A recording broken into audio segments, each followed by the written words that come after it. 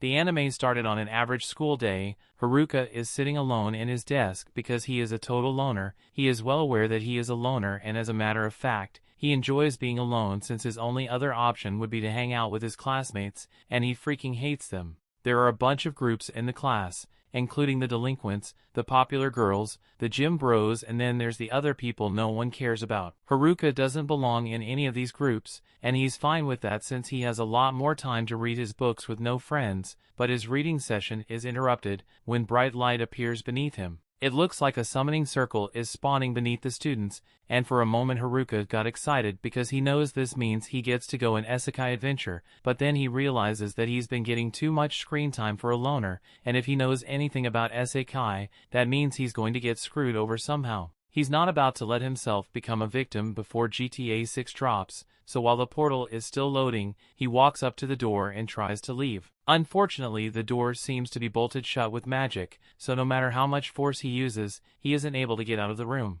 The portal is almost done loading, so his classmates begin disappearing, fading away, and as a last-ditch effort to avoid his otherworldly fate, Haruka decides to crawl into the ceiling vents to wait out the summoning circle. He jumps up and manages to crawl his way into the roof of the class, but just when he thought he was safe, the summoning circle followed him through the roof and he ended up getting summoned anyway. It sucks that he couldn't stay on Earth, but since he already knows how this kind of thing goes, he expects some kind of fat king or pretty princess to show up soon and ask for his help or something. However, that's not what happens, as Haruka sees a bald old man frantically waving his arms around and panicking at the sight of Haruka. Apparently the old man is God, and he was the one in charge of the summoning, and has already sent all of Haruka's classmates off to the other world. But because Haruka came up with the idea to hide in the ceiling while he still ended up getting summoned, his summoning was delayed, so God needs to send him to the other world quickly before he gets in trouble for this mess. He tells Haruka that he will get abilities to help him in the other world, but since he's late, all the good abilities have already been chosen, so the only things remaining are all the leftover ones that no one wanted. To list a few, he has the option of picking skills that equate to Minecraft villager, gambling dice, contact lenses, and a stick. And to make it worse, he only has a limited number of skills he can choose, so Haruka begins taking out his anger on the god for summoning him here and only having trash skills left. The god knows he messed up, but he didn't graduate from God University just to get yelled at by a high schooler, so he tells Haruka that he will give him all the remaining trash skills as an apology, but he doesn't want to see his ugly face around here anymore, so he teleports Haruka to the other world immediately. It's cool that he gets to have more skills than normal, but that doesn't do him much good if he gets tossed out into the woods as soon as he arrives. He's never lived in the woods before, and he has no supplies, but then he notices a pouch on the floor and turns out that it's a part of the Minecraft villager skill, and the pouch allows him to store an unlimited number of items in his inventory. There's also a bunch of starter gear in there, so at least Haruka isn't going to be doing this without equipment. After he's got his stuff on, he decides to check his stats, but thanks to the gambling dice, he needs to roll a number to get stat points. He just goes with it and throws the dice on the ground. So as a result, he ends up with a score of M, and he has no idea what M means, so he just decides to put the M points all into his luck stat. To his surprise, when he opens his stat window, his luck stat is completely maxed out, making him wish he used it on something better. He continues looking through his stats, and to his surprise, aside from all the trash skills, he actually gained 2 unique skills as well. Because he is such a loner on Earth, he will be unable to form a party in this world, even if he wants to. But in exchange, his second skill allows him to force monsters to serve him because he wouldn't be able to make any friends otherwise. Haruka is a bit disappointed that he won't get a chance to make a harem for himself, but is what it is. Right now he's more concerned with the fact that he doesn't see any of his classmates nearby, and he finds that strange since this is supposedly the starting location. But then again, he never cared about them before,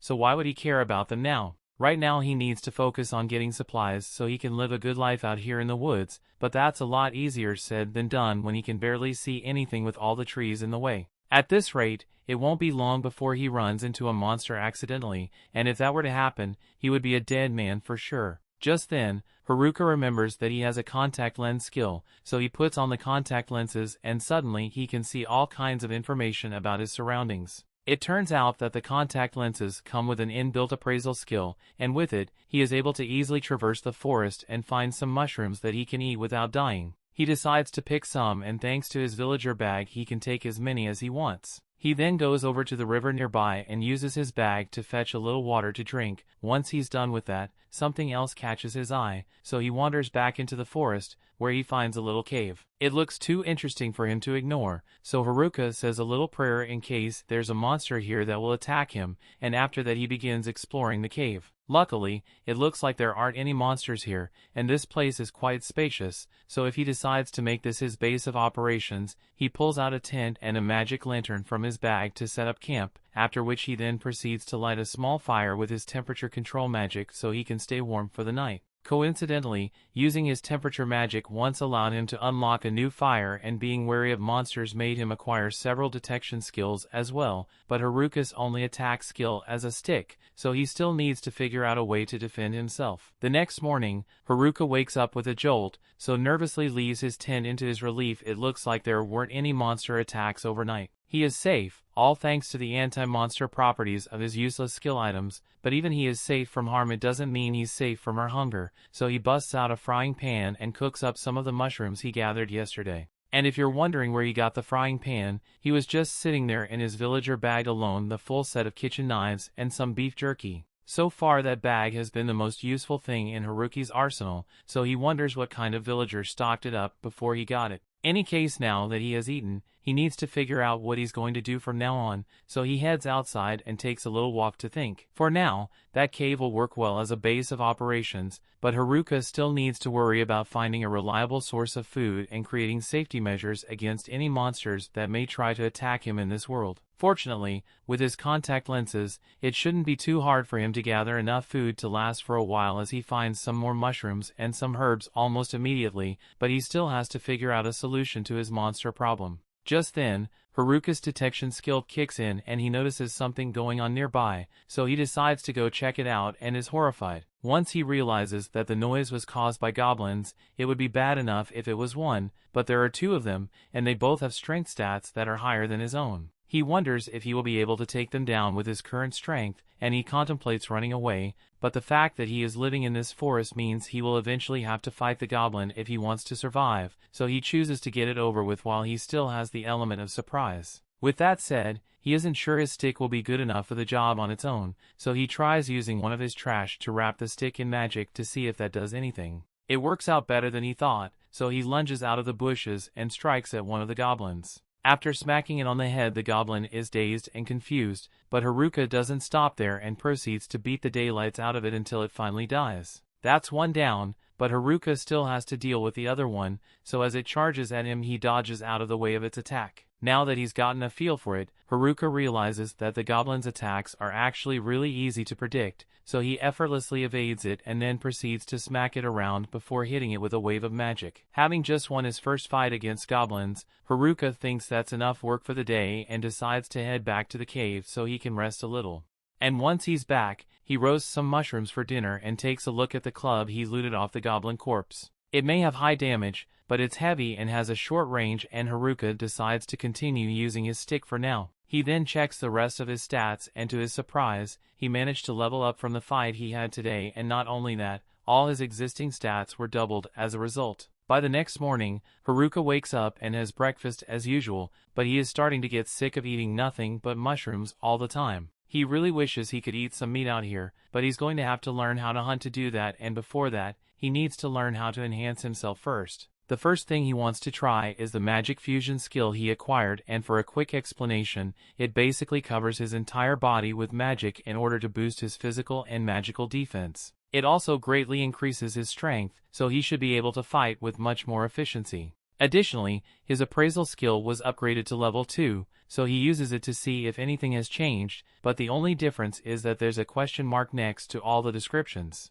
Haruka has clearly never played video games before, because he spends a whole minute trying to figure out what a question mark icon could mean, and eventually he just gives up on it altogether. Instead, he heads outside to do some magic training, and as he is leaving, he notices something on the floor, so he picks it up thinking it might be some meat, but it turns out to be another mushroom. It may be delusional, but Haruka was really hoping meat would just grow on trees in this world, and he soon realizes that he's not going to be finding any meat on the forest floor, so he decides to just go ahead with his magic train. He activates his mana infusion and takes his step forward, but with the physical boost he gets, he ends up flying forward by several meters. His body feels much lighter than before, and with very little effort he can easily dart around the forest, almost like he's teleporting. On top of that, his dexterity is greatly enhanced as well, so he can move and strike at things with precision. The first thing he does with his enhanced strength is challenge 2 random goblins, and unlike yesterday he is able to knock the goblin out in one hit. He's feeling really confident about his new strength, so he thinks he can handle even more goblins, but when he actually sees a group of 3 goblins, he starts having second thoughts and slowly backs away before he gets jumped. He decides that he has worked hard enough for today and heads back to his cave so he can practice his magic. He continues this routine and practices fighting during the day, and by night, he starts tinkering with his magic to see what he can do with it, and apparently he can make coffee tables. By following this routine, Haruka is able to eventually one-shot a goblin and create a proper table with his magic crafting, so he then uses it to create a gate for his cave so he can go out at night, and that means he can finally go hunting. He goes out for a rabbit because he hasn't tasted meat in so long, and when he finally catches up to it and is about to start cooking, he notices something else nearby. At first he thinks it's a goblin that, upon further inspection, he finds out that it's something even worse. Those are the delinquents from his class, and he really doesn't want to have to deal with them, so he intends to sneak away in the other direction, but as he starts heading that way, he realizes the popular girls are here as well, along with the gym bros and the nerds. He doesn't think the nerds are that bad since he occasionally hung out with them back in school, but he still doesn't want to have to talk to them though. Finally, he notices the student council group, which has the class rep in it, and while he may hate socializing with the people in his class, he has to admit that the class rep has always been really nice to him, so it would be the least he could do to return that kindness, even if it's just to say hello. He briefly considers revealing himself and talking to her, but then again he doesn't want to ruin the solitary life he already has.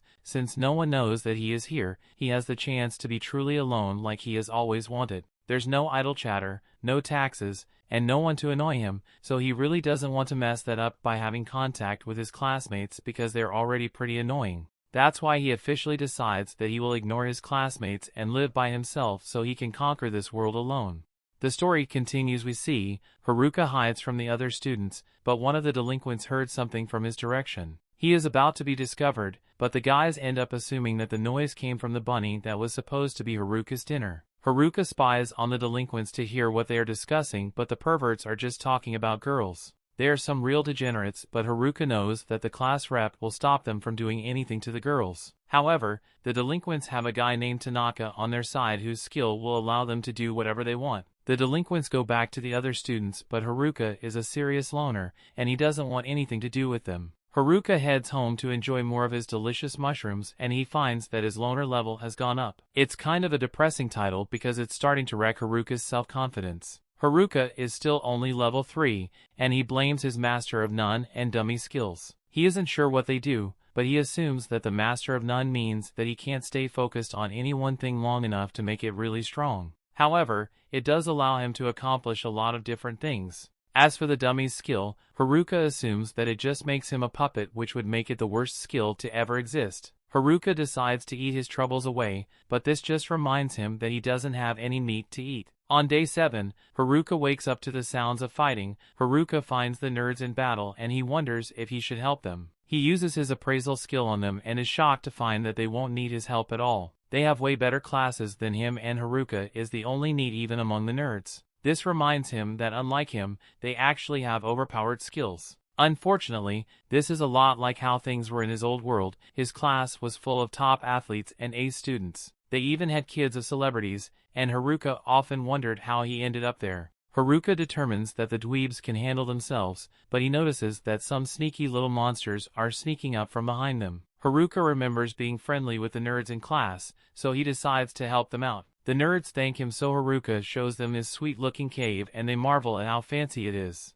Haruka explains that he just learned how to use earth magic and he used it to make his cave really secure. They wonder if Haruka did all this alone, so Haruka points out that he's always alone. Haruka wonders why the nerds are with the other students, and he is shocked when they reveal that they are on the run. It all started when everyone was transported before Haruka. Everyone was in shambles because they didn't know anything about being Isekai, but the nerds were well versed on this subject. They were already assigning points into their skills, so the jacks demanded information from them. Everyone else was falling apart, but the class rep knew that they needed to keep quiet in the woods. It was too late, however, as they were already found by a group of goblins. Haruka is shocked to hear that even the delinquents were trembling in fear, but this was the perfect time for the nerds to shine. They acted like they were the protagonists of their own anime, and they began taking out the goblins. The jocks were inspired by all the nerdy bravery going on, so they helped out and the monsters were defeated. The class rep quickly gathered herself and led everyone to a safe riverside clearing. The nerds took the opportunity to shine even more as they helped everyone set up camp. Thanks to their lifelong dedication to avoid touching grass, they became experts in all things isekai, including survival. The class rep organized everyone and put them to work. Soon enough, everyone came together and began working as one. This didn't last long, however, as the popular girls decided that they don't want to work anymore. The class rep tried to explain that their best chance of surviving by sticking together, but the group started to fall apart. They were all tired of working so hard, so they just left all the responsibilities to the nerds. The class eventually fell apart completely, and there was nothing the class rep could do. From then on, only the class rep, the nerds, and a couple of other students did any work. The other students were just so lazy, so the nerds began to resent them. They were even in charge of doing all the fighting. The nerds were super dependable though, as they just wanted to get stronger and level up. This was because they saw what skills the delinquents picked. Some of the skills they chose were charm and puppeteer, two abilities that grant control over other people. The nerds knew that the delinquents had bad intentions, so they were leveling up to stand against them. The delinquents were working hard to level up as well because they needed to in order to use the skills. The nerds kept a very close eye on the delinquents, and they eventually heard what they planned to make some of the girls do. The nerds told the class rep, so she decided that she would have to level up as well. Unfortunately, the delinquents reached the level requirements for their skills soon after. The class rep just so happened to run into them at the worst moment, but seconds later, the delinquents were on the ground. The nerds were prepared for this very moment, and they used their seal abilities to seal the charm and puppeteer skills of the delinquents. They exposed the forced harem plans of the delinquents, so the delinquents run out of the camp. However, one night the delinquents made their return and they got their revenge by using weapons. They destroyed the camp and declared that they would be back later to cause more chaos. For some odd reason, the nerds ended up receiving all the blame for what happened. The popular girls that they kept from becoming puppets and their being the ones to turn on them first, and the other students followed. The class rep and a few other students took the nerds' side, but it was too much to deal with and the nerds decided to just leave. Haruka feels really bad for them, so he throws a mushroom party for them. Haruka ended up spending in the next day with the nerds as well, and he determined that not being a loner is okay sometimes. Haruka eventually says goodbye to his new buddies, and they offer to let Haruka join them. They're going to look for a town so they can get started as adventurers. Haruka agrees that he's closer to the nerds compared to the other groups, but he shocks everyone when he still declines. Haruka simply shoos them away, so the nerds leave. Haruka admits to himself that he would like to head into town, but he knows that with his terrible stats, he would only hold the dweebs back. The nerds seemed pretty worried about the class rep, so Haruka decides to go check on the other students. On his way there, Haruka is confronted by a kobold, but he manages to punch it into unconsciousness. Haruka is surprised to see that no students are left at the campsite, and his enemy detection skill reveals some footprints. Following the trail leads them to find the popular girls. Haruka panics and decides to get started on cooking dinner back home, but the girls try to stop him. They say that they just want to talk, but Haruka knows that being around them is the exact opposite of quiet solitude.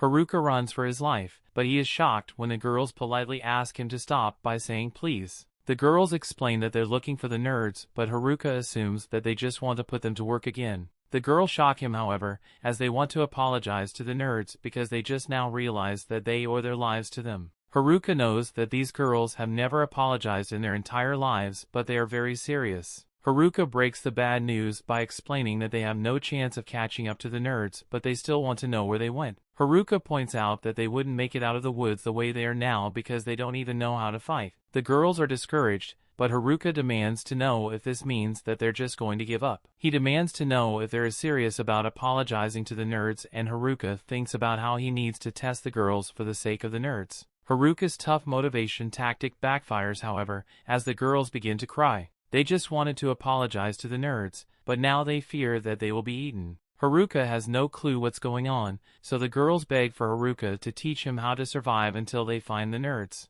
Haruka accidentally says yes, and this activates his domination skill. This makes him rule over the girls, and Haruka wonders how this could have happened. The girls end up following him around like lost puppies with soulless eyes. It's also terrifying because the girls now finish off bad guys without a single word. They even bring crystals dropped by the monsters like they are dogs returning a frisbee. Haruka tries to heal the girls, but they just heal him even though he doesn't need it. Haruka fears what the class rep would say if she saw this, and he wonders how he can cancel his domination skill. Just then, the class rep finds him, but Haruka is thinking too hard about a solution to even notice. He doesn't realize that she's there at all, so she forces him to acknowledge her. Elsewhere, the delinquents make a plan of their own and they determine that they must start by getting rid of their biggest problem.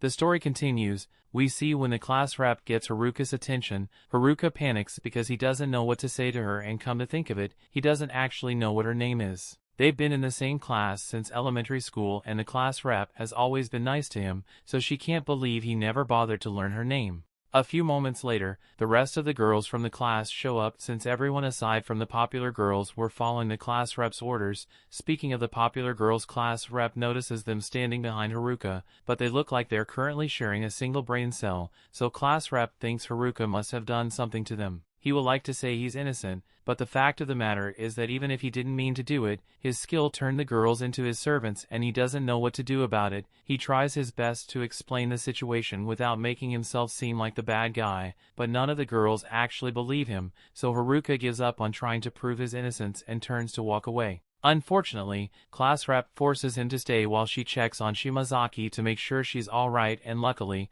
a little shaking at all it took for the subjugation to be undone, so Shimazaki tells class rep that she's alright. The class rep is relieved to hear that Haruka thinks that means he can leave now, but class rep still wants to find out how the whole subjugation thing happened in the first place, so she refuses to let Haruka go yet. While the girls are talking, Haruka is left alone by a tree, and since he's got nothing to do, he decides to try practicing his magic so he can expand his house once he gets home. He begins trying to figure out how to make a basement, but he messes it up and accidentally buried himself in the ground from the neck down. He's stuck like that until the class rep finds him, and she was shocked to find him buried in the dirt when she just asked him to wait a few minutes, but boredom can make a guide you crazy things. She was over to Haruka's head to grab him so he can get out of the dirt, and once he is free, she apologizes for not trusting him since Shimazaki told her that he was just trying to help everyone. Haruka doesn't recall ever saying he would help everyone, but class rep and the other girls who are already thanking him, so he decides to just go with it.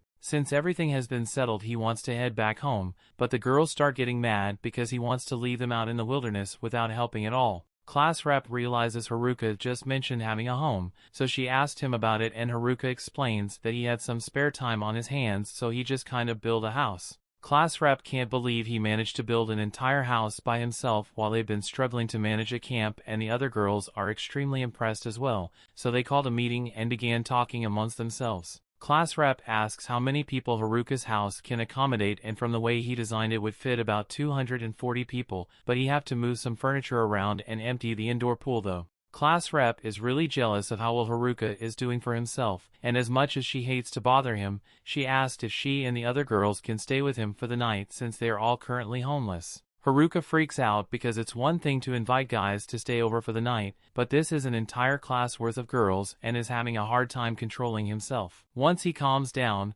Haruka begins leading them all to his house, but because of all the time he has spent roaming these woods, Haruka is far better at getting around. One of his skills even gives some helpful pointers to keep him going in the right direction. Eventually, Haruka makes it back to his house with the girls, and after catching their breath, they are stunned by the magnificence of Haruka's house. It's been so long since they've had a roof over their heads or gotten to experience the wonders of indoor plumbing, so as soon as Haruka mentions that there's a bath over in that direction, the girls start frantically running towards it and strip down right there in front of Haruka. There's no way he can handle spending an entire night in the same room with all of them, so he sets up a tent so he can be alone and prepares to go to sleep. Just then class rep walks into his tent because there's something she wanted to talk to him about. First of all, she thanks him for all his help because she wouldn't have known what to do without him. After the nerds left, the gym bros decided to leave as well, so the girls were all left on their own. It's been tough, but now that they've had a bath and a good meal, the girls are all in high spirits once more.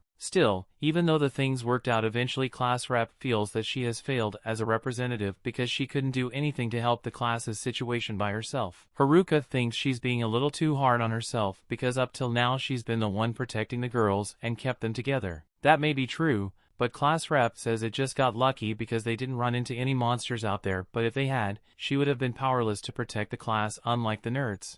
Again, Haruka doesn't think she's being fair to herself because the nerds have practically spent their whole lives preparing for the situation, so it's natural that they would be able to handle themselves well. However, on her end, this was the first time he had ever even heard about Isekai, so all things considered she's been doing pretty well. Class rep feels a lot better after hearing him say she did a good job, although her accomplishments still seem insignificant compared to Haruka, who created functioning household in just a week. She wishes him a good night and heads back inside, but with everything that happened today, there's no way Haruka is getting any sleep tonight. Early the next morning, Haruka wakes up and finds one of the girls sitting outside his tent and asking him to get up because breakfast is ready. It takes him a minute to realize what's going on, but when he finally does, he freaks out a little and says he actually wants to sleep a little longer. The girl doesn't accept his answer and crawls on top of him to convince him to get out of bed, so Haruka gives up and asks what's for breakfast. He was expecting the usual mushroom soup of the side of extra mushrooms, but to his surprise,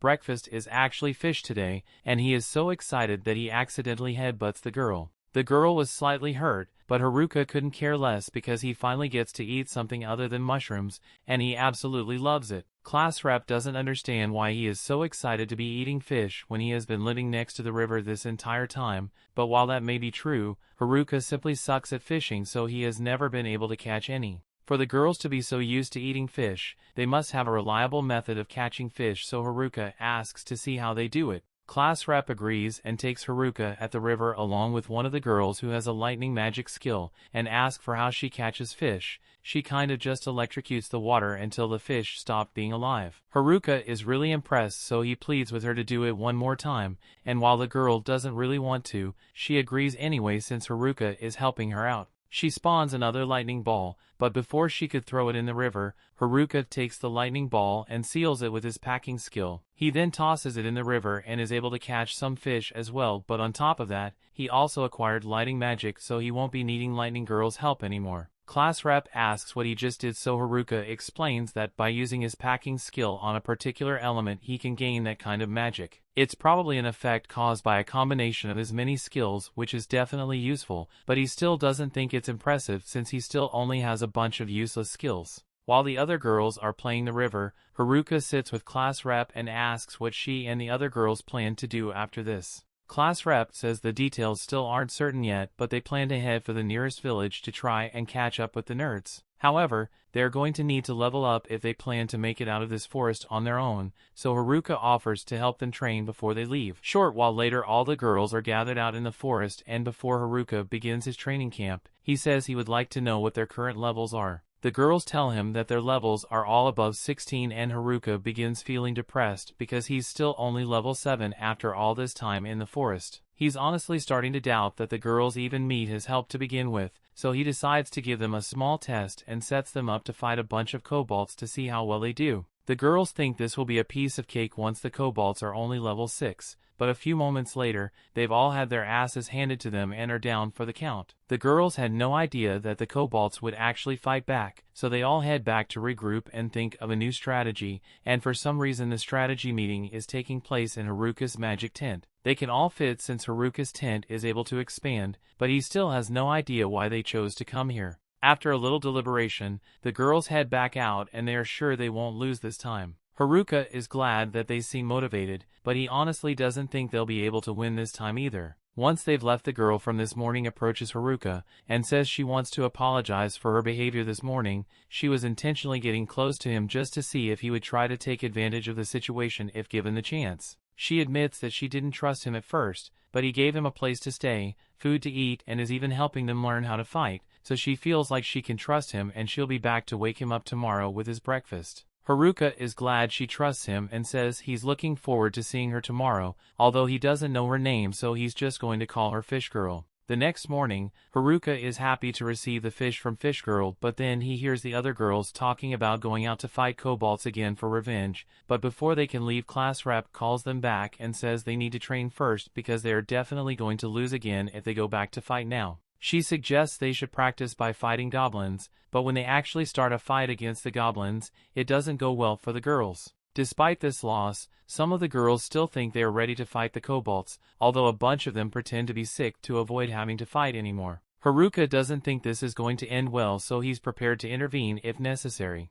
However, to his surprise, the girls actually learn from their mistakes against the goblins and work together to take down the kobolds. Class rep congratulates them all on their victory and Haruka is relieved because this means that girls can handle themselves and won't need to stay with him anymore. He believes he can finally get back to his life as a loner, but class rep comes over and thanks him for agreeing to come with them to the nearest village. He knows for a fact he never said he would join them, but the class rep is really insistent, so he caves in and agrees to go with her. A little while later, everyone has packed their stuff and they are ready to leave the forest, but Haruka reminds them that they don't know what they might run into out there, so they should all keep their guard up. At the same time, in a different part of the forest, one of the boys from the class is seen running for his life, when he makes the mistake of turning around and trips over a rock. He is now cornered by his attacker and has nowhere to run, so he ends up getting strangled to death on the spot.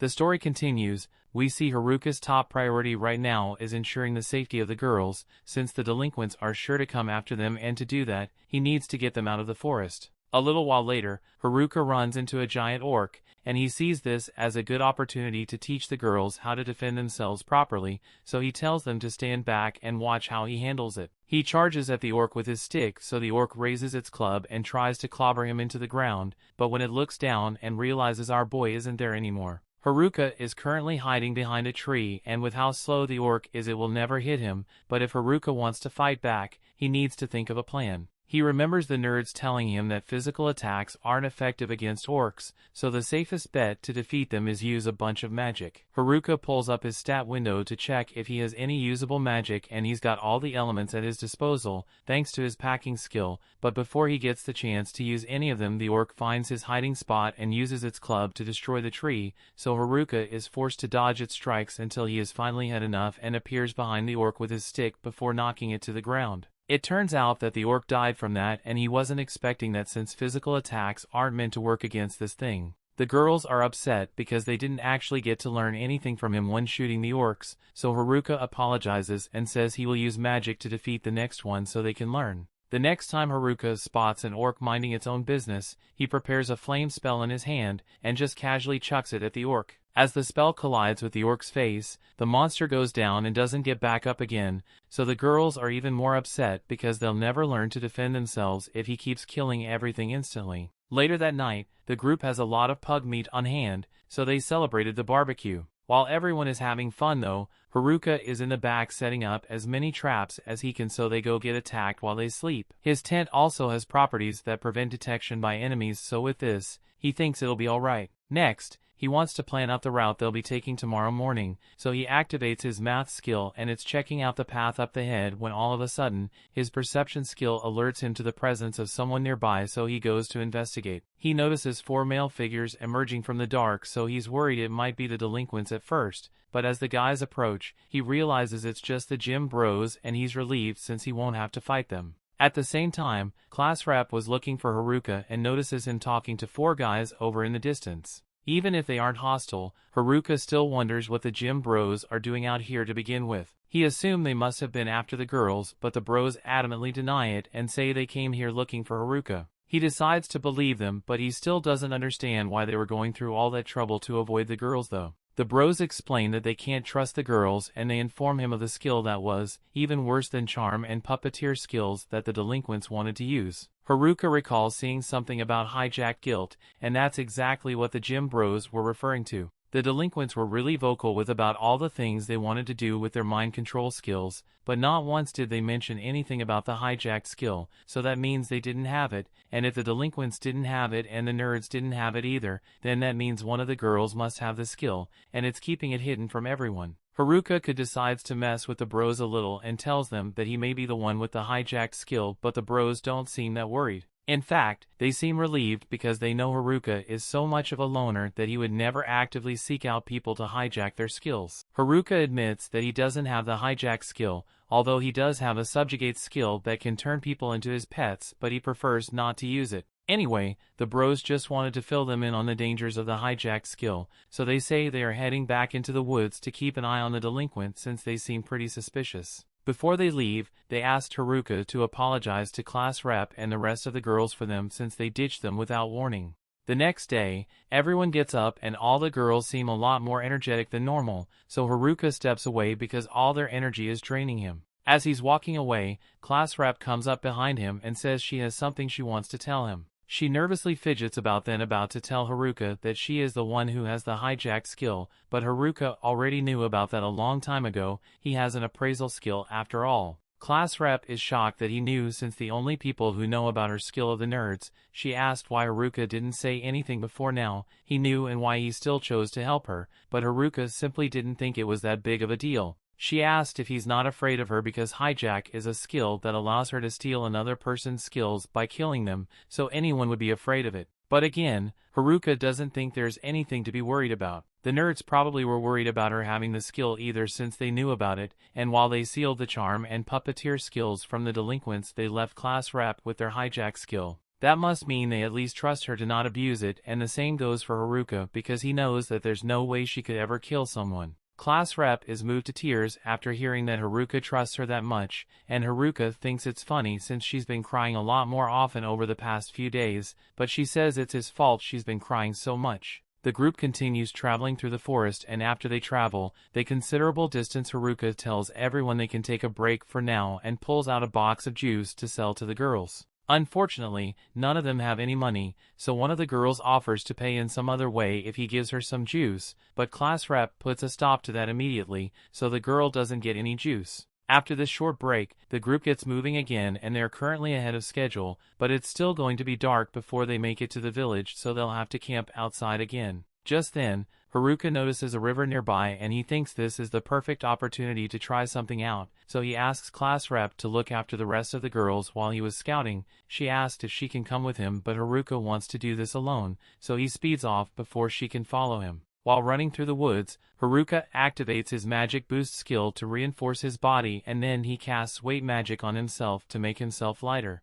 With this combination, he's able to move faster than ever before, and within a force, he believes he should be able to fly, so he gives his theory a test and jumps high into the sky. It looks like it's working at first, but then he starts going back down, and before he knows it he has crash landed on the forest floor. He nearly died from that fall, so he decides not to try that anymore and heads back to camp. Now when class rep sees how badly injured he is, she gets really worried, and that's what happened. Haruka explains that he launched himself up really high, but then gravity happens to be kind of fell and nearly died. Class rep starts yelling at him for doing something so dumb, but if it makes it any better, Haruka did manage to spot some berries while he was up in the sky, so he offers to make some juice for class rep, but class rep doesn't want any, so Juice Girl comes up to him and starts asking for juice again. The next day, everyone gets moving again and things seem to be going smoothly, aside from the girl that got lost and the orcs that they ran into, but despite these inconveniences, the group still managed to make it out of the woods together.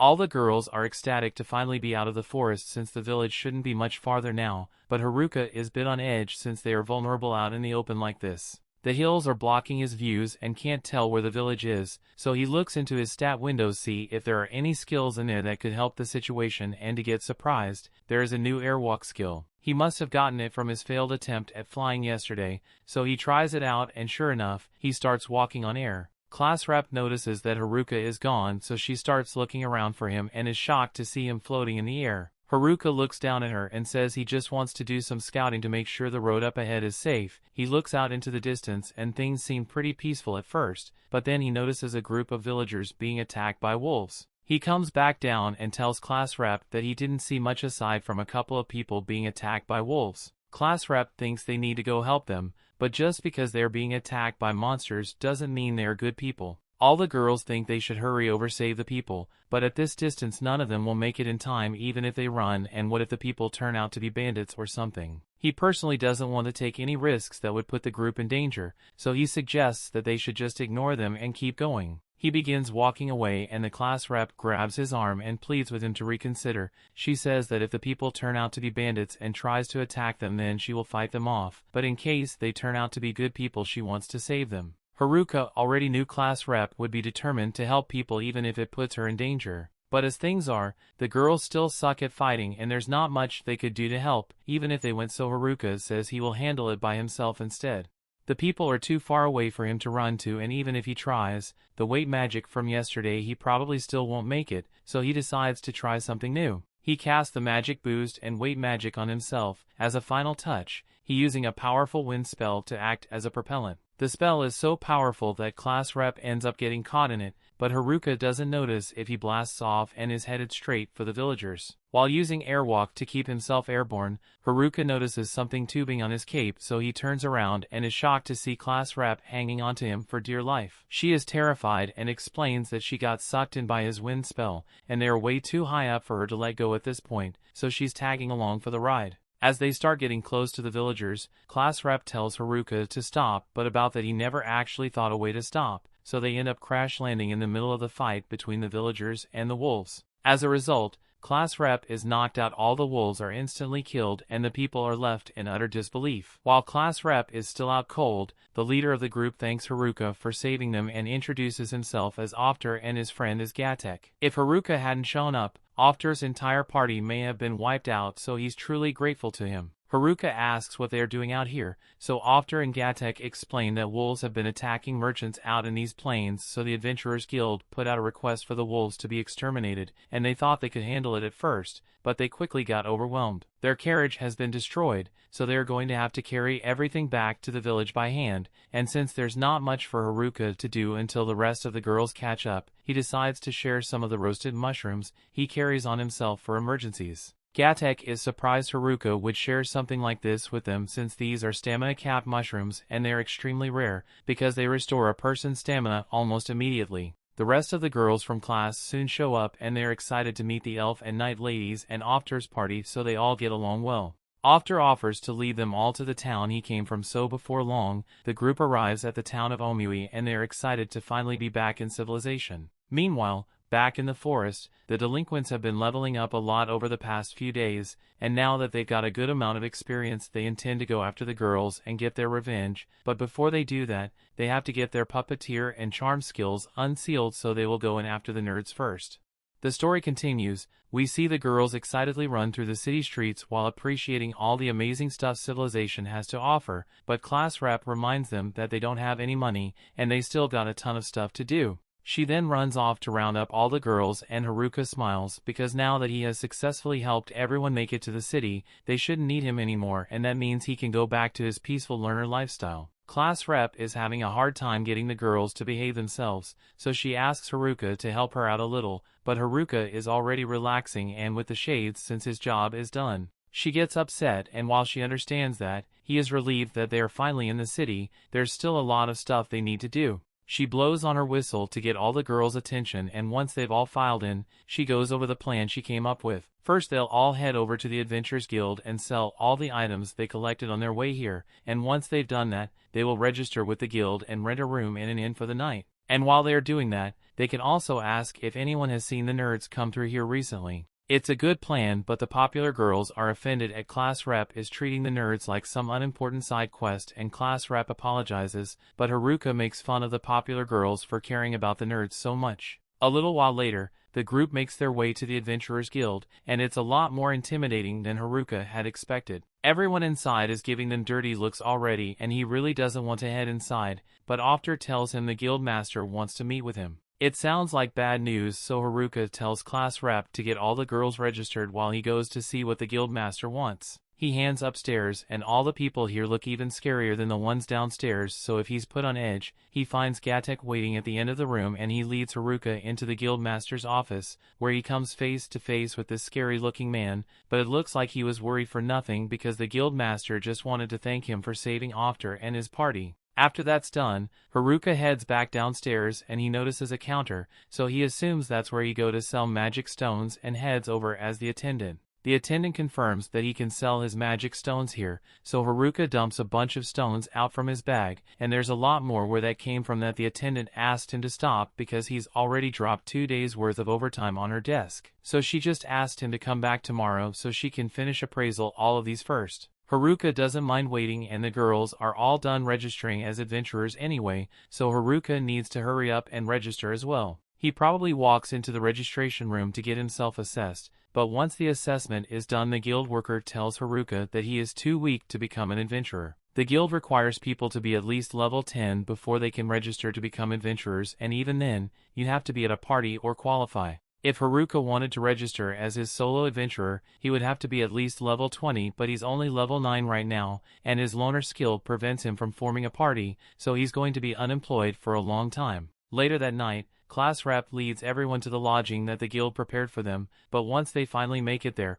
Haruka starts freaking out because this place looks a lot like a love hotel. However, it isn't, so everyone says goodnight to one another and heads to their separate room. The next morning, they all get up and meet at the diner to get some breakfast, and class rep is excited to tell them that this town is supposedly really safe, so they are free to head into town and do whatever they want. The girls are happy, so they start making plans to go shopping later today, and since they can clearly handle themselves from here on out, Haruka plans to head back into the woods once he gets paid for his crystals. Speaking of which, Haruka heads to the guild after breakfast to see if they're done appraising his magic stones, but when he gets there, he is met with sincere apologies because they don't have enough money on hand to pay him all at once. The guild master comes out as well to personally offer his apologies and asks Haruka if he would be willing to allow the guild to pay him in installments. Haruka says he's fine with it, and the guild master is thankful that he's so understanding, but in the meantime, he tells Haruka he can have the amount for the magic stones they're already appraised. There's 8 million era in that bag, and from what Haruka and class rep have learned since arriving in Omiwi, the money here pretty much had the same value as money back on Earth, so Haruka just became rich. His payment is so high because he brought in more offering stones than the guild has ever seen, and he also defeated those green wolves, so that contributed to the payout.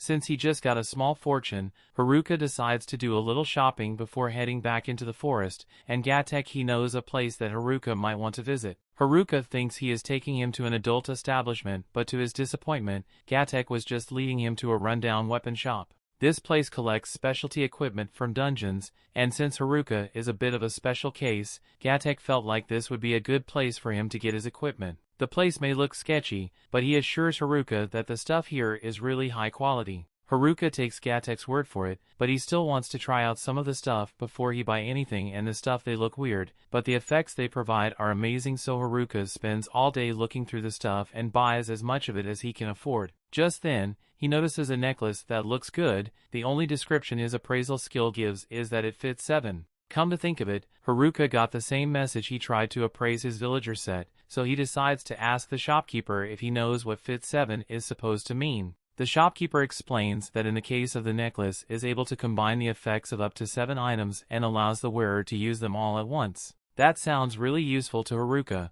and if the effect also applies to his villager set, then that means he can stack even more effects onto his equipment. It's about to begin sorting through all the items for the best effects to combine, but just then, class rep shows up and starts yelling at him for staying out so late. Haruka realizes that he has been here for a while, but he still has a lot more stuff he wants to try out. However, as he is holding one of the items and suddenly starts reacting, and before he realizes it, all the items in front of him get combined into one. The shopkeeper is understandably pissed because Haruka hasn't actually paid for anything yet, and all the stuff costing well over 10 million to acquire. Haruka starts panicking because he doesn't have that much money, so Gatek pleads with the shopkeeper to accept Haruka's 8 million instead. The next day, Haruka is soaking over the fact that he just wasted all his money, so now he is completely broke. He would like to go outside and gather for more crystals, but people aren't allowed to leave town to hunt monsters unless they are registered as adventurers, and he already tried to sneak out with some of the girls, but class rep caught him and started yelling him some more,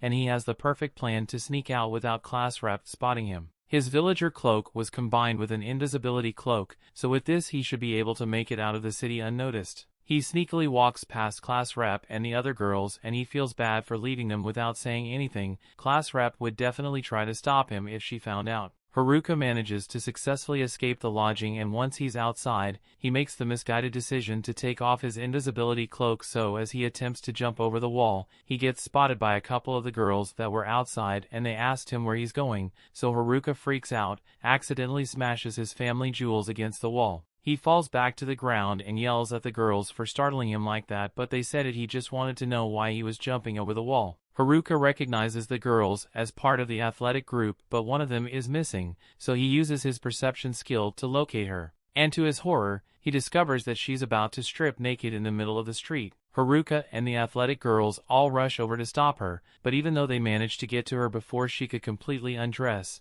Haruka's escape plans have been ruined. The next day, all the girls are heading out to complete a quest for the guild, and Haruka asks if it will let him join them, but class rep refuses because she doesn't trust him after he tried to ditch the crew yesterday. She assures him that they will be back in no time, and Haruka says he will wait, but as soon as class rep and the others have left, he starts smiling because he has no intention of waiting for them. He has learned from his mistake yesterday, so he keeps his cloak on and waits until he is outside the city gates before he takes it off. He's officially made it out of the city and nothing is stopping him from making it back to his house in the forest, but as he is running, he notices a bunch of destroyed buildings over in the distance. Normally this would be a long side quest, but Haruka just wants to get back to his house, so he completely ignores it. He also sees a horde of goblins, which would be a great source of experience if he took the time to slaughter them. But once again, he just wants to head back to the forest, now this time as he is running and notices a carriage being attacked by bandits, and this is pretty hard to ignore, especially since the people inside are asking for his help, but ultimately,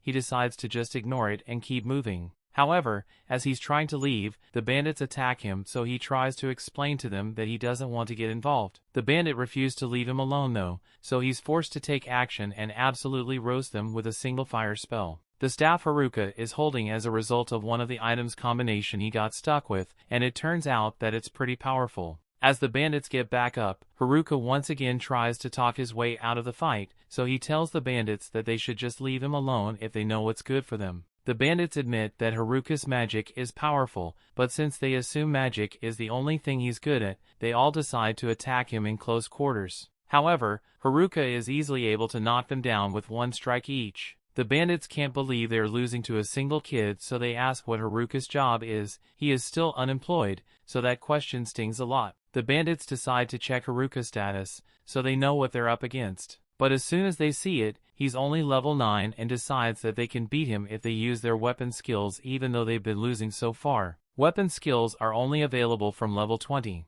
So Haruka doesn't have any, and from what he knows, weapon skills are really powerful, so he gets a little worried. The bandits begin using their weapon skills, but while it is certainly dangerous, they keep yelling out their attack before they use it, so Haruka is easily able to dodge until they all pass out from exhaustion. Just then, he notices a girl approaching him from behind, and this is the last thing he wanted because this looks like an unskippable side quest. The girl's name is Marielle and she's from a noble family, so she wants to thank Haruka for helping her, but now that she thinks about it, Haruka did try to ignore her at first, so she's not sure if she should be thanking him. Regardless of his initial intentions, she still really appreciates him stopping to help her, and she's a favorite ask of him. Her father is the lord of a certain city, and she was hoping Haruka would accompany her back to the city since she fears for her safety. Haruka doesn't want to at first, but she mentions something about rewarding him for his help, so he decides to go with her after all. Along the way, Marielle asked him where he was coming from when he met her,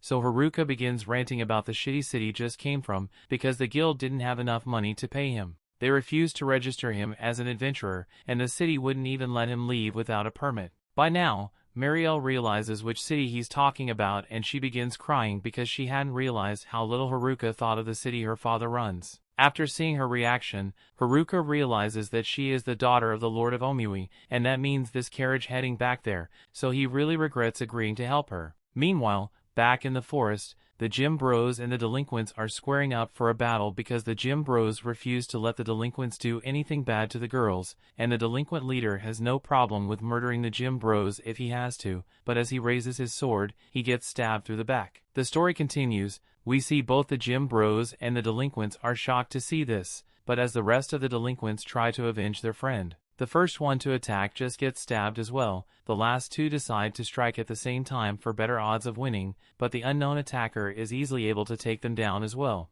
After seeing this, the gym bros realize they are outmatched, so they attempt to run away, with the assailant is too quick for them to escape, so he appears in front of them and begins menacingly walking forward. Meanwhile, Haruka has just been dragged back to town by Marielle that he really didn't want to come, but Marielle started crying, so he decided to go with her just to be nice. Once he arrives at the Lord's house, Marielle leaves him alone for a minute, so he takes a look around, and it certainly looks like a nice house, but that has nothing to do with Haruka, so he immediately starts heading for the front door so he can leave. However, before he can do that, Marielle gets back and she's upset that he's trying to leave because she specifically asked him to wait while she changed her clothes. She tells him to just wait a little longer because she still has to do something to thank him, and Haruka doesn't want to. But since she's so insistent, has no choice but to listen. He may have been against staying here at first, but once Marielle shows him the feed she had prepared for him, he completely changed his attitude. Marielle did this as her way of showing Haruka some appreciation, but she's starting to get annoyed because Haruka is totally ignoring her. While he's stuffing his face with food,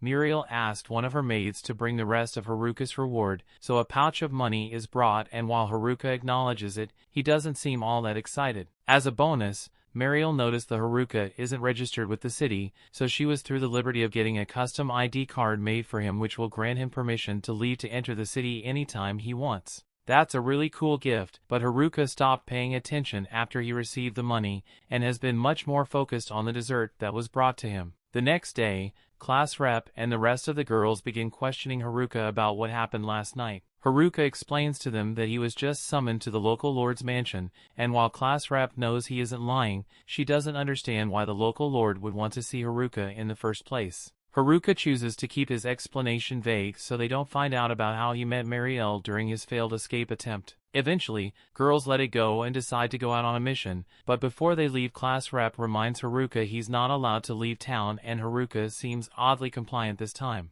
But that's just because he knows there's nothing stopping him from leaving town once the girls leave. With this custom ID he can finally get out of town without any hassle, but before he goes, there are a few things he has to do first. He uses his money to buy some new equipment, eats as much good food as possible, and then starts writing a note for the class rep to find so she won't get mad about him leaving. He writes down that he's going back to the forest to check on the gym bros, and while he's just writing it as an excuse, he really is worried about those muscleheads. He heads outside, and after presenting his ID he is allowed to leave town, and this time he won't let himself get distracted by any annoying side quests. Before long, Haruka returns to the woods, and he's glad to see that everything is still the same as it was when he left it. He can't wait to get back to his house, but while he's not paying attention, Orc sneaks up, attempts to smash his head in. Fortunately, Haruka's stats are way too high for something like that to work on him, so he just one-shot the orc with his staff. He finds it weird that an orc would appear around here since they are usually only found a lot deeper in the forest,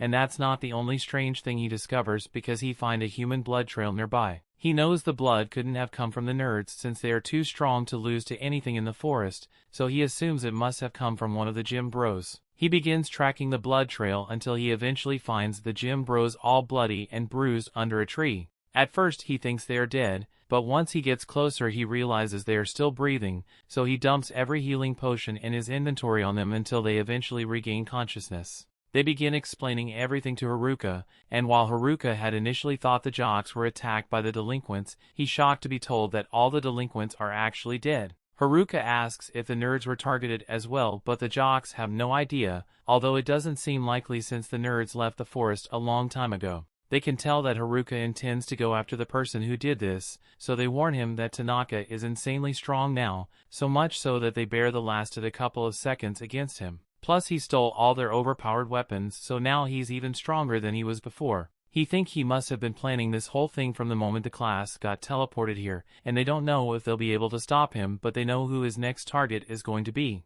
Of all the students left alive, the most likely target is going to be class reps since she has the hijack skill. Haruka certainly thinks it's possible that Tanaka will go after her for her hijack skill, but the only people who knew about the skill were class rep, the nerds, and Haruka, so he wonders how the info got out. The jocks were only able to figure it out because Tanaka kept asking for class rep's location, and when they couldn't give him the info he wanted, he beat them up within an inch of their lives. They didn't want to go looking for class reps since that would put her in danger, so they came to the area around Haruka's house in hopes that he would find them before they died. with how strong he is and are sure they'll be able to win if they all fight together, but Haruka doesn't know if he really wants to get involved in a battle like this in the first place. He specifically wanted to avoid side quests, but if class rep is being targeted he has no choice but to put a stop to it. However, he makes it clear to the jocks that this is a battle that he will be fighting alone. The jocks tried to talk him out of it since going alone is insanely risky, but when they see the look in his eyes they realize he is serious about it. They agree to let him go alone.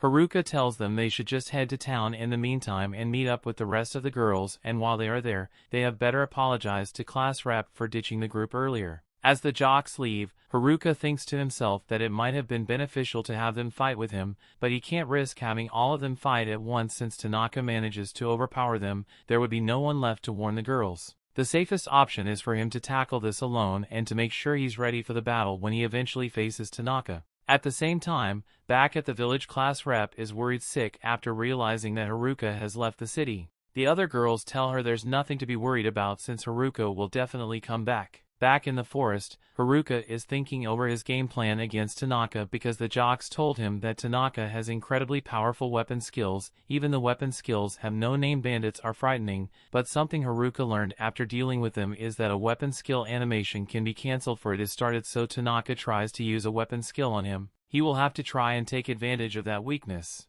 To do that, he wants to try getting himself a new skill, but that means he's going to have to level up. Just then Haruka notices a bunch of goblins that were attracted by the blood of the jocks, and these ones are pretty high level, so he takes them all out for experience. However, he's still unable to level up. He wishes he could go up against something stronger so he can get more experience points, and just as he says this, a Goblin King shows up, so he gets ready to take it down. The Goblin King is strong and its attacks are also really fast, but Haruka is able to jump out of the way at the last second. The simple strike from this thing would be fatal, and Haruka doesn't have the time to counterattack without getting hit, so he is forced to come up with a new strategy. He uses his warped skill to combine a bunch of his other skills into a brand new one, and with this new skill, he's able to dash past the Goblin King and defeat it in an instant. He's really glad to see that his idea to combine different skills worked out so well. Not in the middle of this celebration, a terrifying presence appears behind him, so he's forced to fall back and prepare for another fight. This monster is a Goblin Emperor, and it's already at level 50 while Haruka is still only level 9, so he doesn't think there's any way he can beat this thing if he finds a head-on. His only option is to try out his combined skill again, so he activates it and charges straight at the Goblin Emperor. The second he's within range, Haruka strikes at it, but his special skills to absolutely nothing to hurt it. The Goblin Emperor gets back up as if nothing happened, and then it starts striking at Haruka with incredible speed. It's clear that the Goblin Emperor is using weapon skills since its attacks are way too powerful, so Haruka looks for an opening and the attack animations so he can watch a counterattack. He manages to find the opening and strikes the goblin in the chest, sending it flying backwards. But he did a considerable amount of damage to it. The goblin begins healing itself. If regular attacks aren't going to get him anywhere in this battle, Haruka thinks he's going to have to make up another combined kill, but before he can do that, the Goblin Emperor uses one of his weapon skills and launches powerful slashes at Haruka. Haruka barely manages to block the attack, and with all these injuries his chances of winning are looking good, but he has to keep going if he wants to become strong enough to protect his friends. He gets back up and charges at the Goblin Emperor in a desperate attempt to defeat it, and by the time morning comes, Haruka is the last one standing, and because of his efforts he's gained 2 levels. Now that he has level 11, Haruka heads back to his house to check out his status window. Just as he expected, his new level is granted him several new skills, but he's not sure if it will be enough for him to beat Tanaka in a fight. Still, with his made-up skill he's able to attack in a split second to take advantage of the weapon skill animation, so he's just going to have to hope things work out in his favor. Later that evening outside Haruka's house, Tanaka shows up and Haruka has been waiting for him. Haruka remembers Tanaka being bullied by the jocks when they first got here, but it turns out he was just playing along so he could get his revenge in the end. While Tanaka and Haruka face off, the girls have just returned to only after a long day of adventuring, and as they walk back they notice a couple of guys sitting outside the walls. They soon realize that it's the jocks and they're glad to see them, but they're also really worried because the jocks learned pretty bad shape. Class rep remembers Haruka saying he was going to check on the jocks on his note, so she asks them if they know where he is, so they tell her that Haruka is currently fighting in the woods to protect them all. Back in the woods, Tanaka is disappointed to learn that Haruka is the only one here since he was hoping to class rep instead. He even went through all the trouble of getting the delinquents cause trouble and split up the class. Haruka realizes Tanaka has been behind everything so far and Tanaka intends to kill as many people as it takes to get what he wants, but he doesn't see Haruka as much of a threat, so he decides to leave the loser alone and go looking for class rep, so he can steal her hijack skill. However, even if he doesn't particularly like his classmates, he still wants to protect them, so he holds his staff up to Tanaka's neck and says, "You shall not pass." Tanaka is annoyed that nobody like Haruka is standing in his way, but he is more than willing to kill him if Haruka wants to ruin his plans. The story continues. We see Tanaka creates a shockwave and launches at Haruka, so Haruka raises his hands to defend himself. Before he left the white room, Tanaka saw that there were only trash skills left on the skill board, so even if he doesn't exactly know what skills Haruka has, Tanaka is sure he must be superior to someone like him. Tanaka then uses his magic to conjure and launch several rocks at Haruka, but as Haruka tries to defend himself again, Tanaka uses a tweak skill to hinder his movements, so Haruka is frozen in place for a second and just barely able to dodge out of the way before the rocks could crush him. Even though he can still move, he's a lot slower than normal as a result of Tanaka's skill, and Tanaka intends to take full advantage of Haruka's debuff, so he begins spawning crystal spikes beneath him. Haruka manages to evade all the spikes by jumping side to side, but he won't be able to keep this up for much longer. Tanaka commends Haruka for surviving this long against him, but before he finishes Haruka off, he has one question he wants to ask. He wants to know when Haruka first started suspecting him of being up to no good, and Haruka tells him that he has been suspicious from the very start, because there had to have been a reason why Tanaka was sticking around the delinquents back then. Tanaka is impressed that Haruka's instincts were spot on, but now Haruka has a question he wants to ask as well. He wants to know when Tanaka began plotting his despicable plan, and Tanaka proudly states that he has been planning this out from the very beginning. It was a bit of a setback when he realized that class rep had gotten the hijack skill instead of him. But once he got his tweak skill, a skill that allows him to interfere with the movements of others to an extent, he knew he could still come out on top if he played his cards right. Just then he uses magic roots to bind Haruka to the ground, and while he is stuck in place, Tanaka launches a massive fireball to burn him to ash. Tanaka believed this would be enough to kill Haruka, but to be surprised, Haruka absorbs the magic and emerges unharmed. Haruka wasn't sure that would work when he tried it, but he's glad he got that magic-absorbing vine fuse into his staff. Now, all Tanaka is still frozen and surprised, Haruka goes on the offensive and charges at him. However, just before Haruka could land a decisive blow, Tanaka summons a sword to block it. Sure, he was surprised that Haruka managed to block his fire magic, but magic isn't his only means of attacking. In fact, he is showing weapons at his disposal and he's having a hard time deciding which weapon he should use to kill Haruka. For fun, he decides that he will just use them all to shred Haruka pieces and charges forward to attack. Haruka tries his best to defend himself, but with all the different attacks patterns Tanaka is using, he is unable to keep track of him. Eventually, Haruka gets caught off guard and is knocked backwards into some bushes, and by the time he gets up, Tanaka lands a devastating slash that sends Haruka flying across the forest floor. Haruka survives the slash, but he's out of breath and struggling to get back up. Tanaka soon catches up to him and stands over Haruka's body with a smug look on his face, and as much as Haruka doesn't want to admit it, he might be cooked. Tanaka has too many different attack patterns, and on top of that, he has been using a lot of different skills, so Haruka assumes Tanaka must have copied the skills of all their classmates using the copycat skill. Tanaka is surprised that Haruka managed to figure it out so quickly, and since Tanaka had admitted to it, Haruka deduces that he must be after class rep because he wants to copy her hijack skill and use it to steal all the original skills. And once he has stolen all the overpowered skills, he will become the most overpowered person in this world. Tanaka begins attacking Haruka again with a scythe this time, and Haruka is not backed by the power of his strike. Haruka won't be able to handle much more of this, so he tries to launch an attack of his own to catch Tanaka off guard. But as he strikes, it turns out that Tanaka just used illusion magic to trick him. After seeing that nothing he does will work against Tanaka, Haruka seemingly gives up and stands still while Tanaka charges at him with a sword. But the last second, he says psych and dodges the sword while whispering into Tanaka's ear that he's figured out his secret. Tanaka is no longer able to easily land hits on Haruka, and Haruka explains that he was intentionally letting Tanaka unleash all the attacks he had at his disposal,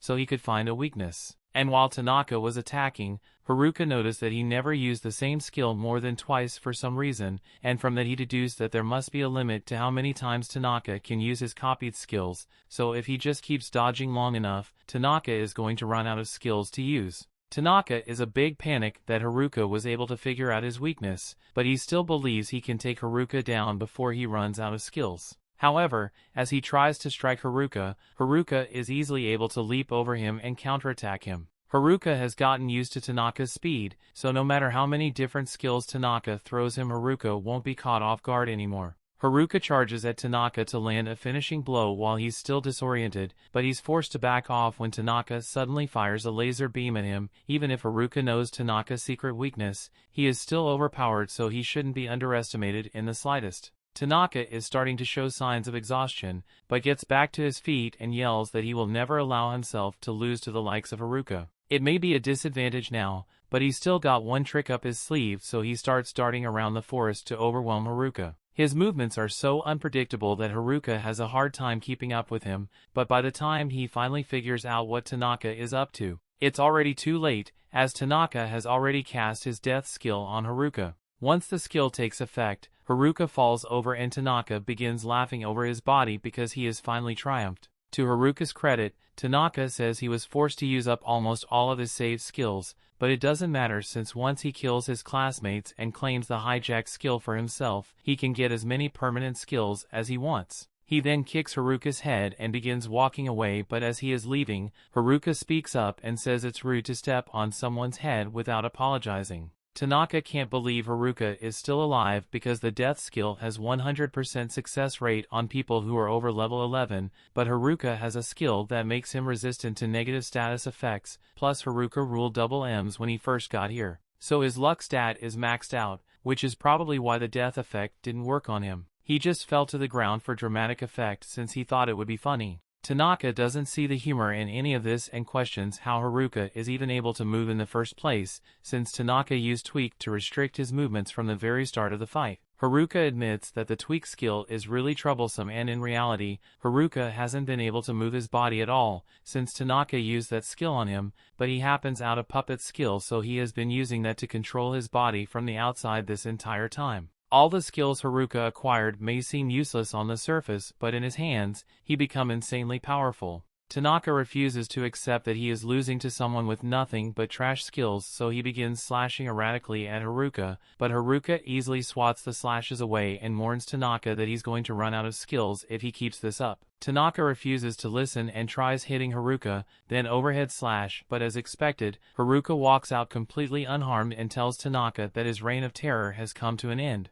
Tanaka doesn't understand how this could happen to a genius like him, since he had perfectly calculated everything to make sure he would come out on top. No matter what, 1 plus 1 always adds up to 2, so according to his math, Haruka should never have been able to become this strong. Haruka tells Tanaka that his way of thinking is very lame because sure, math made sense when they were back on Earth, but the laws of physics don't apply here. Tanaka has always been a genius when it came to school, so he was constantly bored out of his mind and surrounded by his idiotic classmates. He wished there was a way to put an end to his monotonous school life, and his prayers were answered when the class got summoned to this world. As soon as he saw the skill board, he quickly did some calculations to figure out what the most exciting way to live his new life would be, and he came to the conclusion that he had to kill all his classmates and take their skills for himself, so no matter how psychopathic that may make him sound, he refuses to let nobody like Haruka get in the way of his plan. Tanaka continues attacking with the rest of his skills, but by now, he has to be running low on options, so Haruka thinks he might be able to take advantage of that and finally finish Tanaka off. But just as he was about to land the killing blow, the sword stabs his shoulder from behind,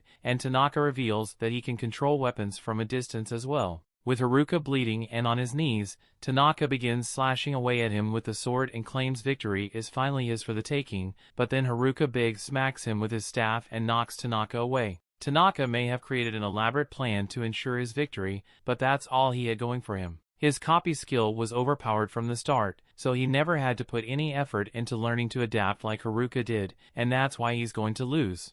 Tanaka desperately tries to stab Haruka with his sword skill, but Haruka is way ahead of him and takes him out with his made-up skill. With this, Tanaka is fatally wounded and falls over dead. Even though Haruka ended up winning this battle, he was still badly wounded in the process, and all the pain came rushing back to him the second he relaxed. On top of that, all the skills he used during the fight have left him completely drained, so he is on the verge of passing out. However, just before he hits the ground, Haruka is caught by the nerds. He's glad to see them, but he really wishes they had shown a lot sooner, so they could help him with the fight. They may have missed all the fighting, but they are here to help now. Haruka is grateful for the help, but he wonders how they even knew he was out here. So they explain that class rep found them just as they were leaving the dungeon. So she told them all about the fight Haruka was in, and they couldn't just stand by and let him handle it all by themselves. So they took off ahead into the woods to help him. Eventually they all make it back to the city, and all the girls are out standing by the gate to greet Haruka. They are all really worried about him and say they have a feast prepared in his honor. But all the attention is making Haruka feel really awkward. Just then, the leader of the gym bros comes out to see Haruka, but as a bro, he doesn't need any words and just dabs Haruka up in celebration of his victory. Now that that's done, the girls suggest that they all head back to the inn, since the baths are ready and they could all use a good scrub down, so they drag Haruka off. Meanwhile, the popular girls stay behind and finally apologize to the nerds like they've been meaning to do. The nerds are surprised by this, since they never would have expected these girls to show such humility, but they've come to understand they were wrong for how they treated the nerds, and they really appreciate everything they did for the group. It looks like all the story arcs have been wrapped up quite nicely, so Haruka believes there's no need for him to stay here any longer. So he begins sneaking away to return to his life in the woods. However, before he could get away, class rep spots him and asks where he thinks he's going. She was so worried that he might end up dead from his fight, and now that he finally back is trying to leave again. Haruka apologizes, so class rep says it's fine as long as Haruka doesn't try to ditch them again. And this time, all the girls will be watching him, so there's no way he's getting away from them again.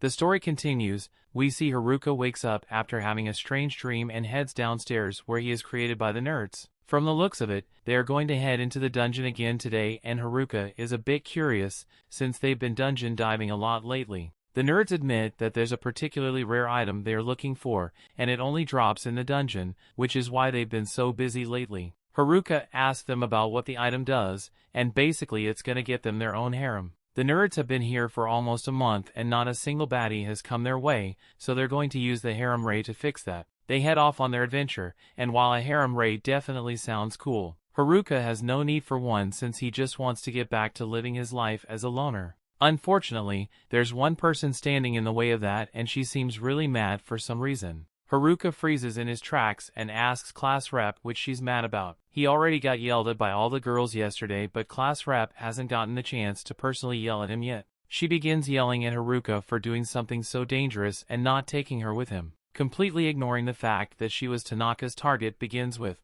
Haruka just apologized to get this over with and agrees to inform her the next time he plans on risking his life. Class rep seems satisfied after he says this, so she turns and begins walking away, and Haruka is left on the floor wondering how things got to this point. If he doesn't figure something out soon, he's never going to be able to get back to his loner lifestyle in the woods, but that's when he comes up with an amazing idea. If he hits all the girls with the harem ray, and they'll all like him too much to get mad at him, and if they won't get mad he'd be free to leave. With that, he has made up his mind and plans to head into the dungeon today. At the same time, in the Lord's mansion, Marielle is a little worried because her father has been overworking himself recently. She tries to get him to relax with some tea, but he can't afford to relax just yet, as there have been several sightings of monsters in the area and it is leading to a fallen merchant activities all over the town. So as the Lord, he has to do something about it. Just then, a guard runs into the room and he's got really bad news to deliver. A horde of monsters has just appeared near the dungeon.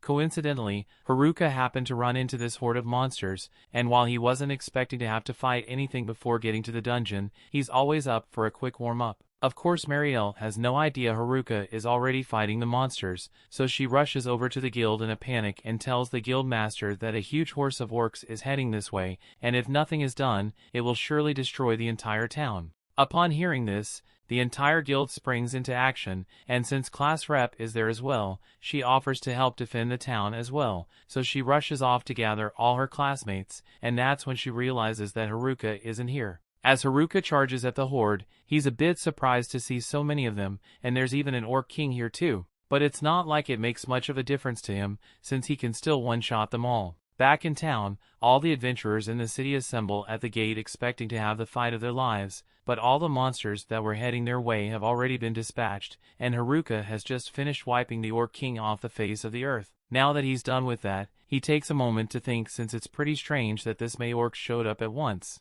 But at the same time, he doesn't really care, so he decides to forget about it and continues heading for the dungeon. Eventually locates the dungeon building and sneaks past the guard to get in without having any human interaction. Once he's inside, Haruka is amazed by how detailed the dungeon interior is, but he can't afford to let himself get distracted because he's got a very important mission to complete. He begins looking for the harem ray, but he doesn't really know what it looks like, so he just wanders aimlessly until he comes across a random treasure chest in the middle of the hall. He's really excited and opens it, expecting to find some really cool items, but to his dismay, after using his appraisal skill to check their stats, he finds out that everything in the chest is a piece of junk. He keeps going through the dungeon and finds more stuff, but it's all just junk as well, so Haruka eventually gives up on trying to find the harem ray on his own and decides to ask that weird merchant if he knows anything about it once he gets back to town. Back at the town, everyone has been standing at the gate for hours now waiting for the orcs to attack, and they are starting to think Marielle might have been lying. But all of a sudden they see something coming from the smoke, so they grade their weapons, but it turns out that it's just Haruka, who's sleepy from a long day of adventuring. Haruka has no idea what's going on here or why everyone looks so tense, so class rep runs up to him and tells him about the horde of monsters that are heading for this village. She also asked him where he has been all this time, but Haruka can't exactly tell her that he's looking for a harem ray, so he just remains silent. Gatek asked Haruka if he saw any orcs on his way back here, and now that he mentions it, Haruka remembers slaughtering a horde of orcs earlier today, and for some reason, everyone is angry at him for it.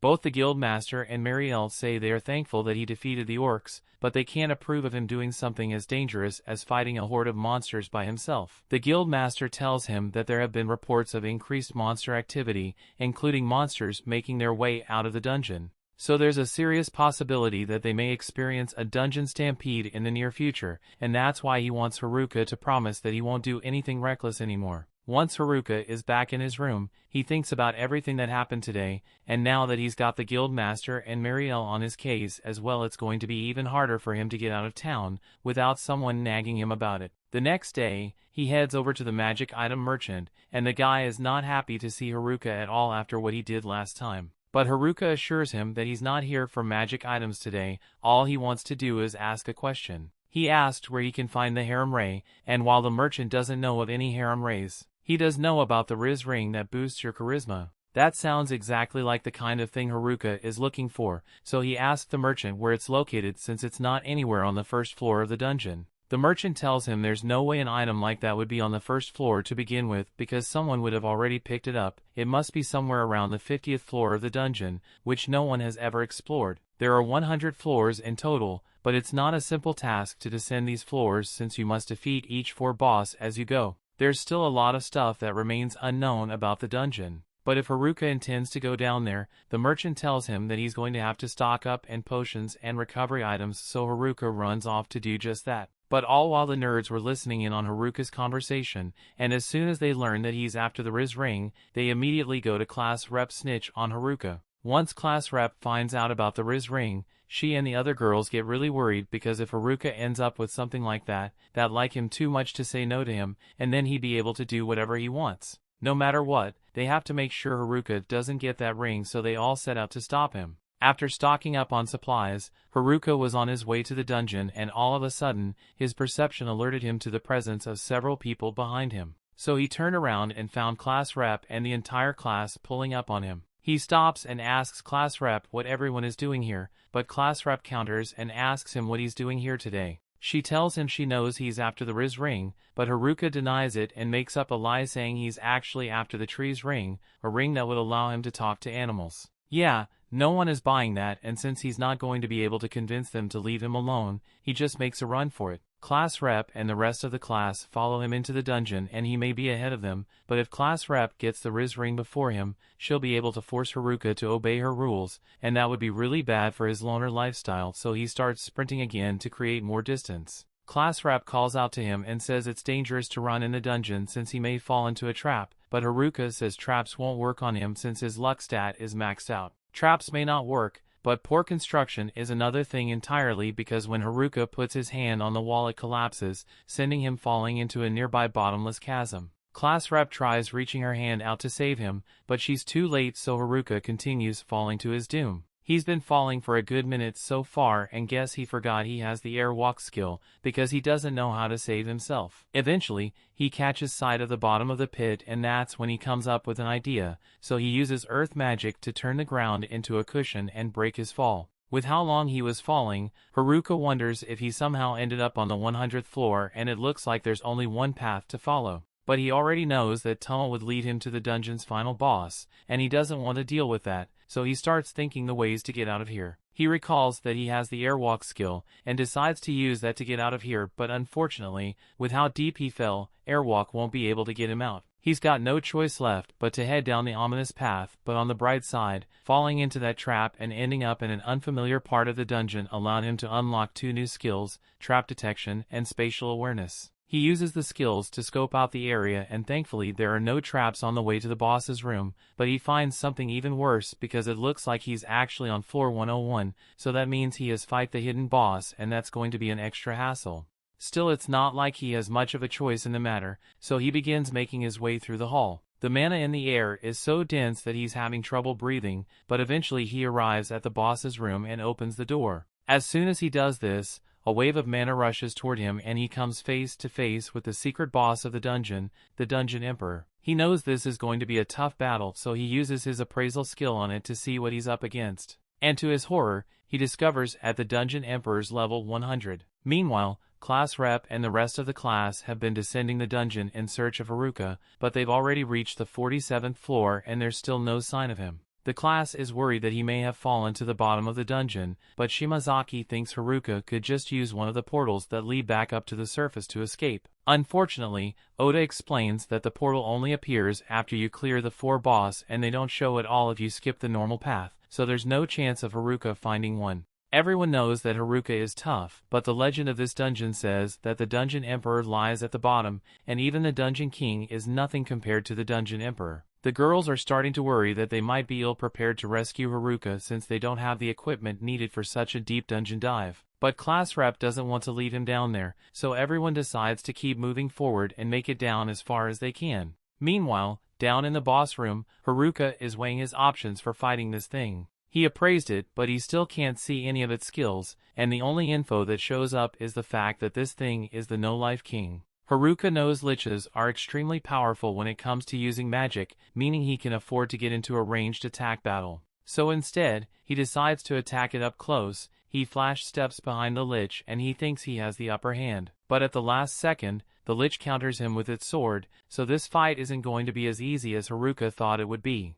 The story continues. We see in the city, Marielle and her father see dark clouds gather over the dungeon, and they know this must mean something really bad is going to happen, so her father tells her to go to the guild and instruct them to prepare in case of any emergencies that may arise. Back in the dungeon, Haruka is still thinking of a way to beat the Dungeon Emperor's godlike speed, so he decides to use all of his speed-boosting abilities at once to gain the upper hand. He starts running in darts all across the room with the Emperor, but when he strikes, he is still a step too slow, so he has to try to go even faster. He keeps striking at the Emperor and refining his movements as he goes, but nothing he has tried so far has allowed him to gain the edge over the Emperor, and he is just barely avoiding the Emperor's death blows, so he can't keep going for much longer. Due to the intense battle, Haruka's contact lenses unlocked and new ability of foresight, so Haruka is now able to see flashes of the future. But even with the foresight warning, if he lets his guard down for even a second Haruka is going to die, he doesn't have many options here, so he resolves to just keep attacking like his life depends on it because it does.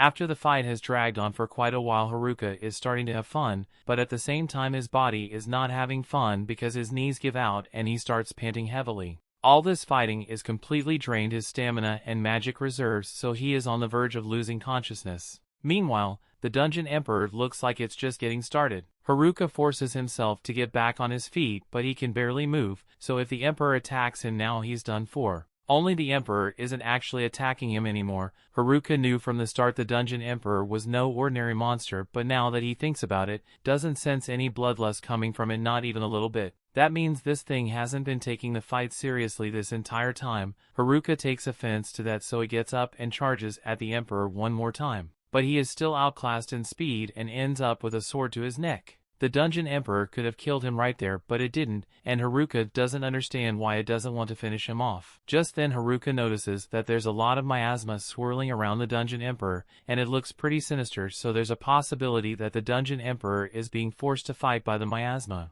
As he realizes this, the staff begins glowing and absorbing the miasma, so while Haruka has no idea why the hell his staff has the ability to do this, he just goes with it, and begins attacking with the intention of absorbing all the miasma. After a couple of swings he manages to take out the concentration of miasma, and after it has all been absorbed, the Dungeon Emperor lowers its sword and just stands there. It looks like Haruka was right about it being forced to fight, and now he understands that the Dungeon Emperor has been looking for someone to put an end to its life, so it would be free from the control of the miasma. That's why it didn't finish Haruka off when it had the chance, because it helped Haruka would be a one to put an end to its suffering. Even though Haruka got rid of the miasma control and the Emperor, there's still a ton of ambient miasma in the area, so sooner or later the Emperor is going to end up under the control of the darkness again, so Haruka needs to do something before that happens. At first he considers killing the Emperor to get it over with, but he couldn't bring himself to do it, so he just hugs the Emperor instead because of all the pain she's had to go through. Coincidentally, this activates Haruka's subjugation skill, so the Emperor gets subjugated, and while he didn't intend for this to happen, it works out great because the Emperor can't be controlled by the darkness if she's being controlled by Haruka. Haruka can't tell what the Emperor thinks of the current situation, so they ask if she is mad that he's subjugated her, but she shakes her head to tell him she's fine with it. Haruka is relieved to hear that, and this also confirms that she can understand him, so there shouldn't be much trouble communicating with her, since they are on friendly terms. Now Haruka decides to check the Emperor's stats to see if anything has changed, and to his surprise her level got reset to level 1, which must be a side effect of the subjugation. In addition, he can now see Emperor's name, so he finds out that she is called Angelica, and he starts freaking out because it just dawned on him that the Emperor is a girl, so class rep is going to yell at him again if she finds out he's subjugated her. There's no point in worrying about that right now, so Haruka asks Angelica if she would like to get out of here with him, and she agrees, so the two of them head through the door and arrive on the 100th floor of the dungeon. Haruka uses his spatial awareness skill to scan the area, and he located a staircase at the edge of the room which should lead out of there, but as he and Angelica enter the room they cause the floor boss to spawn in. Haruka is terrified because not only is he exhausted from his fight with Angelica, the only reason he survived that fight was because Angelica wasn't trying to kill him, but this level 100 living armor boss definitely has murder on his mind. Haruka would really like to get to the staircase without having to fight, but then he comes up with an idea to avoid the boss altogether. He prepares his earth magic and uses it on the ceiling to cause it to collapse. And he was planning to use air walk to climb through the hole, but then he notices two minotaurs giving him a death glare. Just to make sure he knows what he's getting into, he appraises the monsters, and he is mortified to find out that they are level 99. It looks like he just made matters worse for himself because the minotaurs jump down to attack him as well, but luckily, they end up landing right on top of the living armor, so all three monsters lose a ton of HP and Haruka seizes the opportunity to finish them off. And while he's picking up the magic crystals, he notices that Angelica is looking at the leftover armor that the monsters dropped, so he tells her she can have it if she wants. Angelica excitedly puts the armor on, but it's a little too bulky for her, so Haruka doesn't think it's going to be a good fit.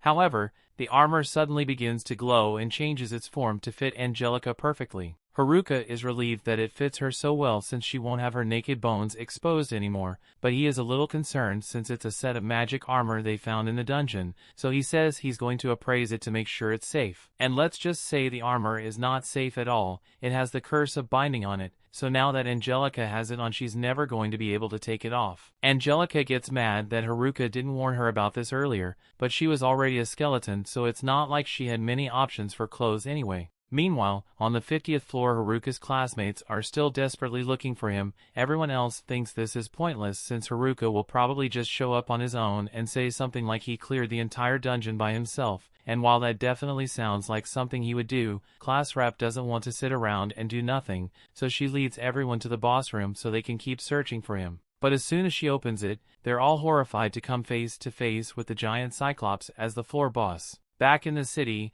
Marielle arrives at the guild and informs the guild master that something strange is going on in the dungeon, and while she's not sure what it is, but she is worried things might get out of hand. The guildmaster says he hasn't received any reports from the guard he stationed at the dungeon entrance, but Gatek reminds him that the guard that's stationed there has a room temperature IQ, so they can't really trust him to report anything important. They had better get themselves ready just in case something actually does happen, so Ofter says he's going to go tell the guild members to prepare themselves. And speaking of preparing, the guild master asks where that group of new adventurers are since they would be really useful right now. Neither Ofter nor Gatek have seen any of the classmates today, and it's normal for Haruka to disappear all the time, but if all the other are gone too, maybe something really is going on. Down on floor 98, Haruka has finally gotten Angelica to cheer up by giving her a cape to make her armor look nicer, but all of a sudden, he senses a monster nearby, so he uses his appraisal to try and figure out what it is. He discovers that the monster is a lich, and liches are immune to all physical attacks, so the only thing that would work on in this holy magic, and Haruka doesn't know how to use holy magic. He contemplates trying to open a hole in the roof to get out of here without having to fight the lich,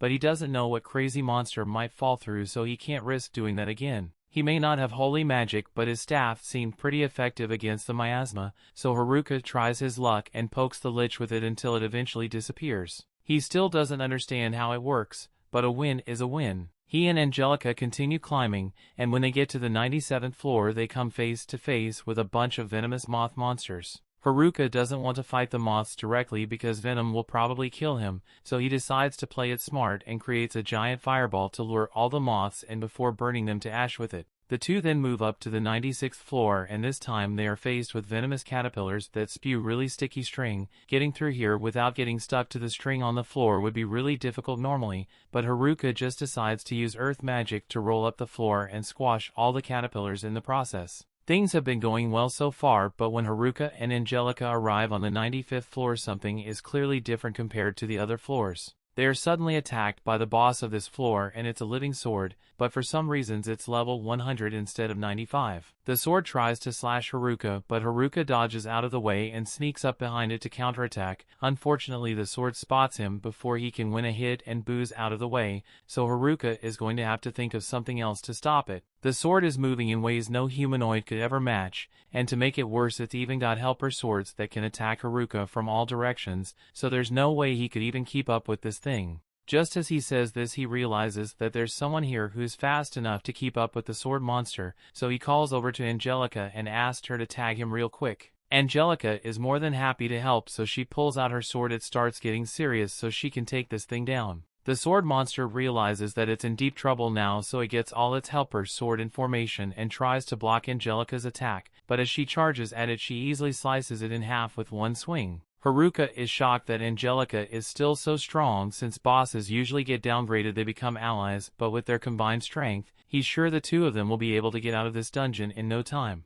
Meanwhile, on the 50th floor, Haruka's classmates are fighting for their lives against that Cyclops, and they are losing. Several of them have already been injured, so if they take another hit from that thing they're going to be done for. The guys are still wondering what Haruka would do in a situation like this, and it's not like he's ever given them good advice, but they know Haruka would never give up in a situation like this, so Kakizaki and Oda come up with a plan together that might work. They pick the class rep off the ground and fill her in on the details, but she's against the idea since it's way too dangerous. However, they don't have many options, so class rep ends up agreeing, and Kakizaki takes his position on the front lines to face the Cyclops. The Cyclops may be powerful, but it's slow, so Kakizaki thinks his acceleration skills should allow him to outpace it long enough to land a blow on his head. The girls in the class provide cover fire to keep the Cyclops distracted while Kakizaki approaches, but just as he was about to enter striking range, the Cyclops uses his other hand to swap Kakizaki away like a bug. He's really disappointed in himself for failing to land a single hit on the Cyclops,